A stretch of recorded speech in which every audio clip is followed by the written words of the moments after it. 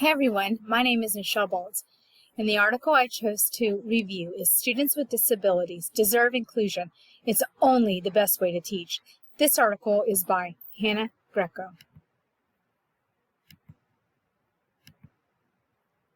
A brief overview of the article is, students with a disability are facing abuse in schools. Many parents and teachers feel bad, but they want a certain population kept separate from the general population.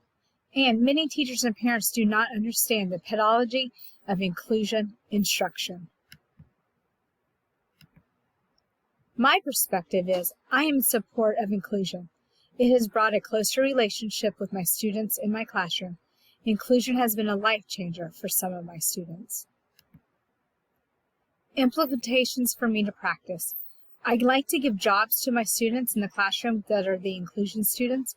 I also want to make them a part of all activities, and I do not want to make them feel different or single them out.